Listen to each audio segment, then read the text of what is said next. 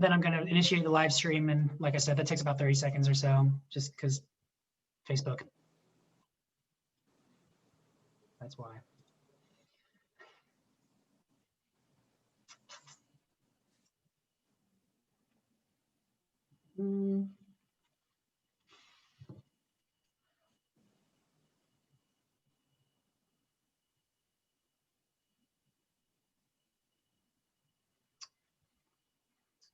It's still initializing. I'll give you the good word.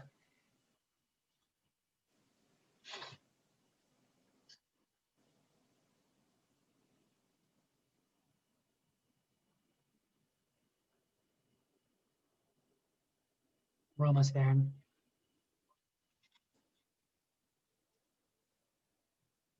All right, and we are live. You'll have a great meeting.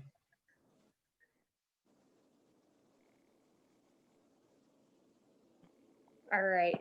So I guess to start off the Jenkintown Advisory Committee meeting, we'll start with the EV charger progress. And so we've made a bunch of progress, which is wonderful with the help of George and Stephanie and Kevin, everyone at the borough. We have the charger's been installed, and it's the power is all up and good.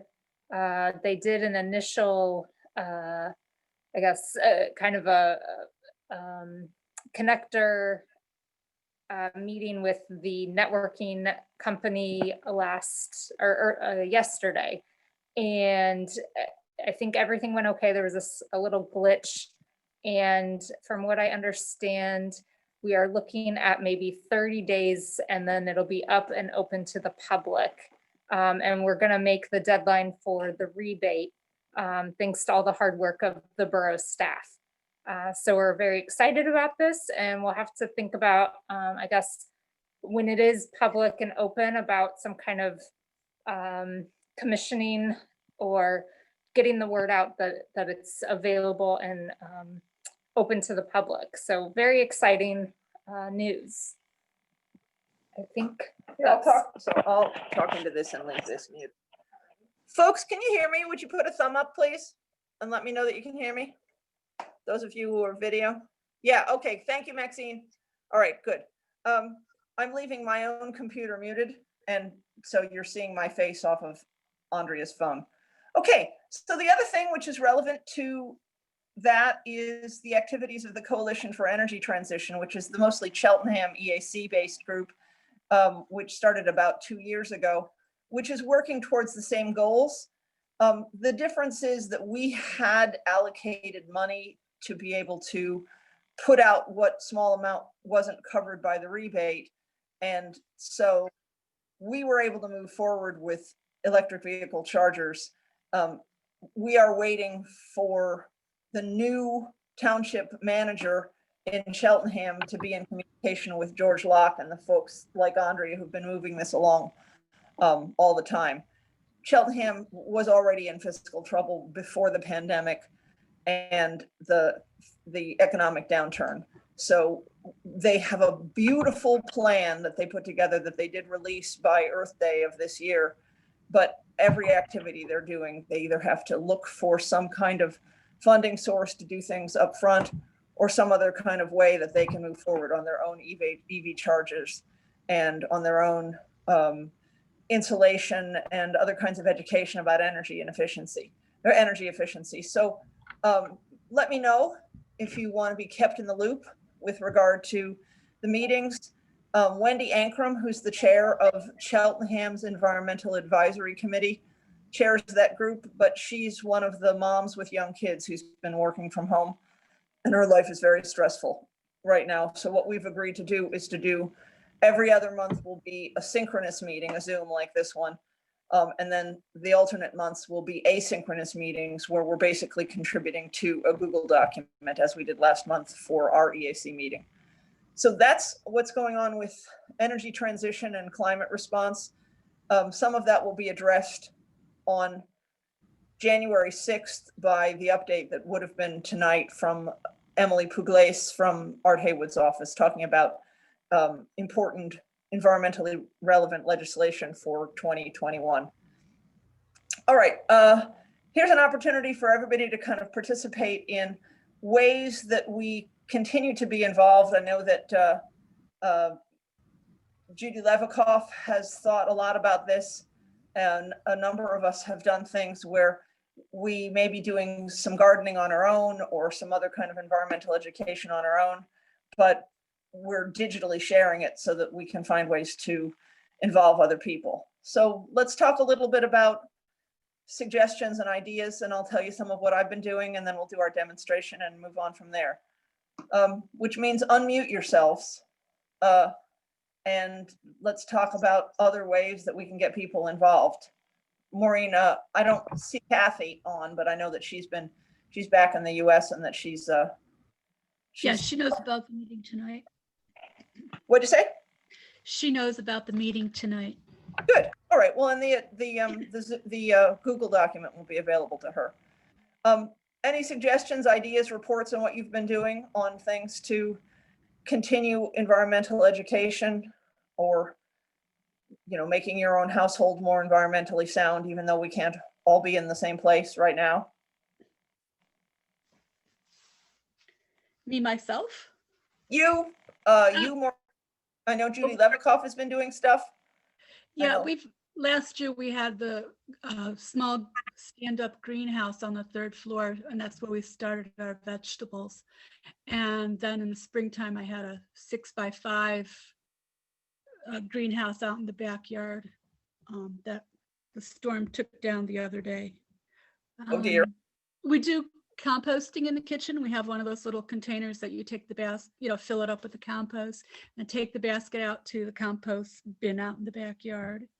We do that. We've trying to be really good about recycling our recyclables and putting them into the proper receptacles.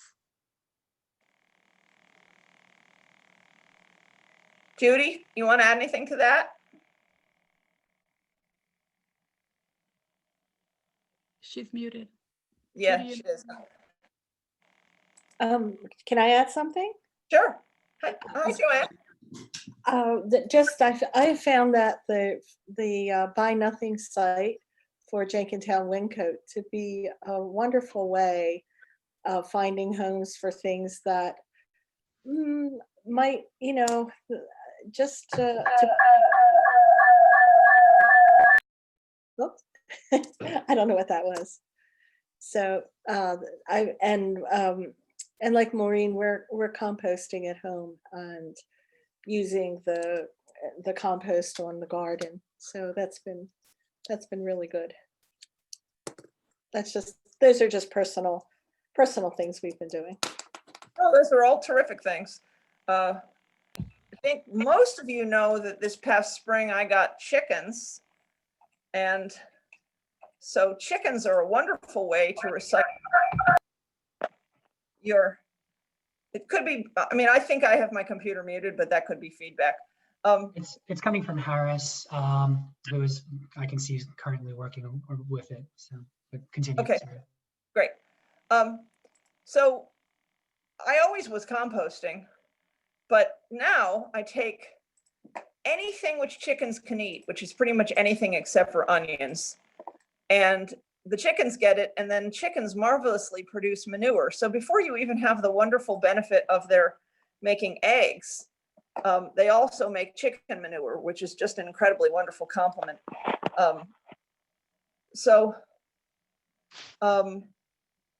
That's something I've been doing. I've also been trying to think of more crafts, like I'm making a birdhouse, and I've also ordered some mushroom kits, and I'm brewing kombucha too, and raising mealworms. So when I walk into the kitchen, I'll show you the mealworms. Anything else you're doing in your kitchens, in your houses, or your backyards? Hello. Hello. Hi, Hi, David. it's Dave. I've been growing mushrooms, kale, and tomatoes on my terrace in the Beaver Hill. Kale is wonderful, isn't it? I just made I took a basic like a spanakopita recipe, but I made like kale spanakopita. And I was so excited because every single ingredient except for the feta cheese came from my backyard. The onions, the eggs, the kale. I was very pleased with myself. Kale is great because it'll overwinter. You may be able to keep your kale going all winter. And that's what I'm hoping, actually, yeah. Yeah, one of the advantages to a mild winter. I've got outdoor mushrooms started, Stropharia rugosa, and I've got king shiitake mushrooms ordered. So I'm gonna have mushrooms everywhere in my house.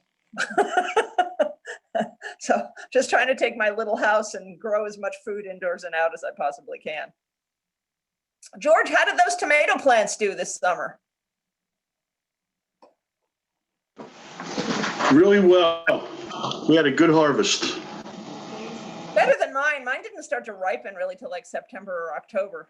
But if you have green tomatoes, I'll send you my recipe. Tomatoes. Okay.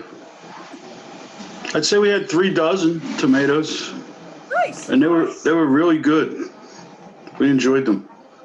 There's nothing like tomatoes off your own vines. Yeah, it's very nice. I grew corn too. Well, the corn, you gave me the corn plants. They came out great too. There's nothing like your own vegetables. You notice a difference. Like I was never a big potato fan, and last summer, 2019, I grew 2 bushels of potatoes, and fresh potatoes really taste different from what you get in the grocery store. Now, my potatoes didn't do well this year at all. It wasn't a great summer for vegetables for me. 2019 was better. I don't know why. It was kind of wet and weird in the beginning of the spring, but you got to just persevere. So it sounds like we're all kind of doing things in our own isolated households. The next thing is to try to suck other people into our projects. So I'm gonna hand the phone to Andrea and stand up and walk into my own kitchen and show you this window installation, this window shelf installation. You also get to see any of the disorder in my house.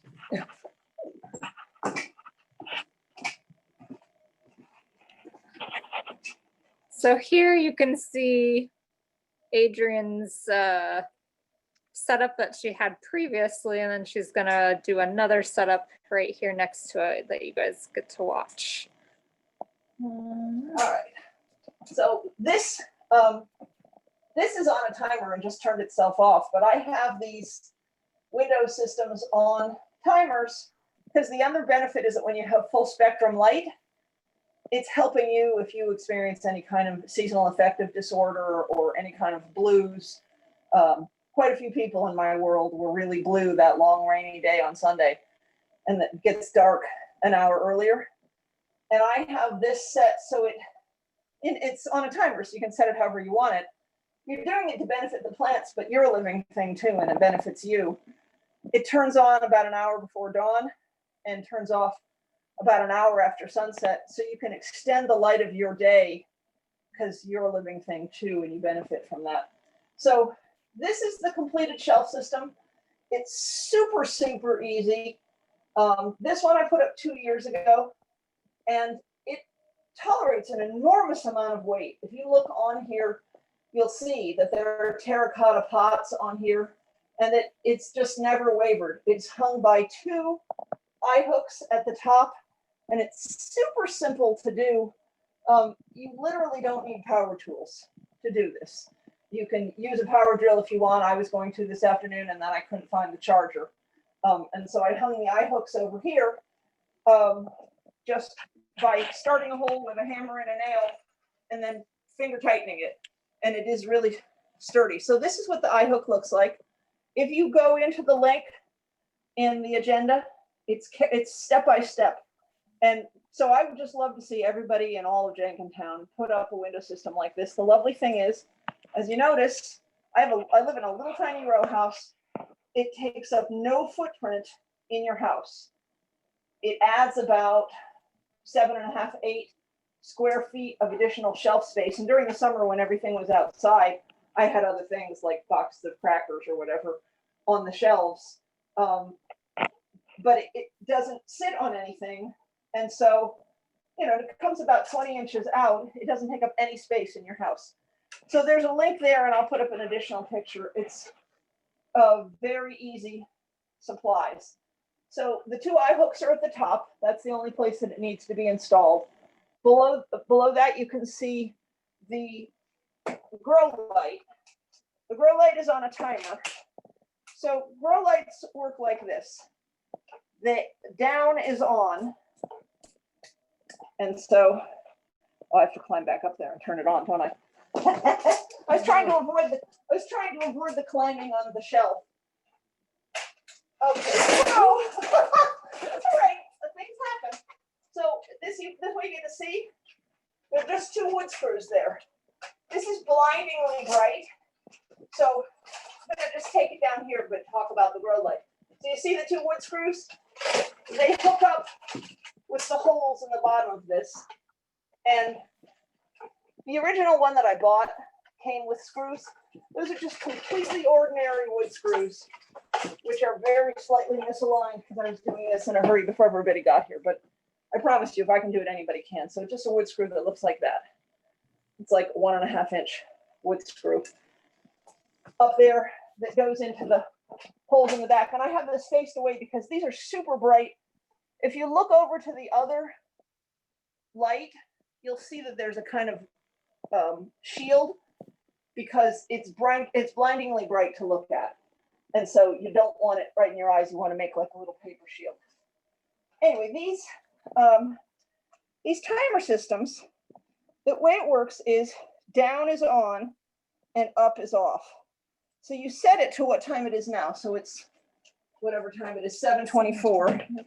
So you set it so that the time now is to what time it really is now. So it's about just before 7:30. And the light has to be on, and then you can set it in such a way that it's up is off. So you just see that it turned off. So it's off at night and on during the day. So if I were setting it up, I would set it up in such a way that it was on for half the day, that it was coming on at about 6 in the morning, and I would have it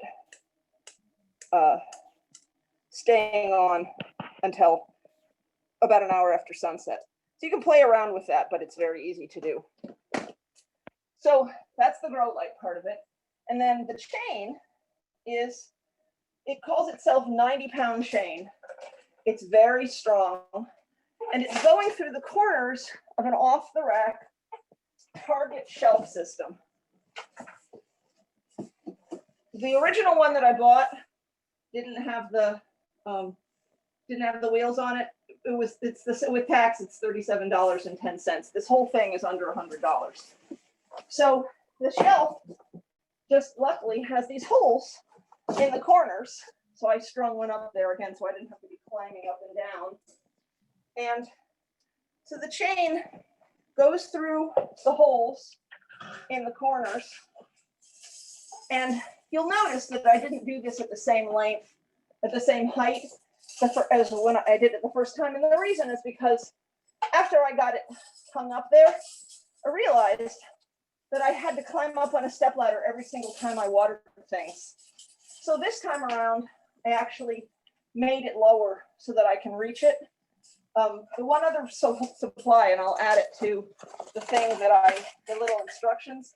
The other thing that you need to do this, in addition to either a hammer or an electric screwdriver to start your holes, a medium-sized Phillips head screwdriver to put in the screws that hold up the grow light, and a bolt cutter, which I'll use in a minute just to trim the chain. Those are the only tools you need. The only one that I would add is a step ladder. So the first time I put this up there, I put the chain through the holes, and then I went, uh-oh, how am I gonna get it to the height that I want it to be? And I happen to have a packet of something that called itself slip rings. These are not quite the same, but I just went over to Staples, and you see that it's the kind of thing that you put a loose leaf paper on, or And then all you're doing is just fooling around with getting it. And I may not get it perfectly, particularly since I'm holding the shelf with one hand and with the other. Oh, look at that. It came out more or less. So you have to fool around with that so you don't have shelves that are crooked, but it's surprisingly not difficult. And because the chain is a fairly fine calibration, adjusting the height is just not hard. So there's that little ring. When I first went to the hardware store today to get some more of this chain, at first they only had white. I was like, oh, I want all of it to be silver. I think it looks better when it's all silver. So I got the packets of chain. And it's really not, it's like not terrible looking. So here, you can do that one. Mhm. Here's the chain. And this is totally adjustable to whatever size pots or plants you have. You just feed the chain through. And then set the height. And it really helps a lot if you are an octopus and you have 8 arms. But if you're only human, you can do it. It's not terrible to have somebody, look, I got it right the first time.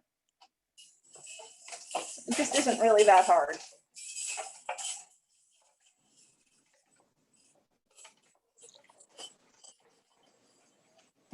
And see, that one is just, it's already kind of at the natural height. You just need to put it in there so it doesn't tilt. It's pretty stable. Surprised how stable it is. This time the kit came with a bottom rack that was just a little bit different configuration, but that's not a problem. And so that's the whole shebang is, you can decide. So here's some things to think about when you do it. You want it to be at heights that you yourself, a human of normal height, can reach without having to climb onto a stepladder every single morning that you come down to water your plants. On the other hand, the farther away from the light source, the less happy your plants will be. So you cannot generate in an artificial system the intensity of the energy of the sun. And so we have, Judy Levikoff and I just went over to Primex the other day and they gave us a batch of seeds. And I'm going to make a recommendation that if you start plants now, what you start is herbs. If you look over at what I've got going on over here, I've got, they're not really food crops so much as they're herbs. I've got basil, borage, hyssop, rosemary. Up here's some more basil, thyme, oregano.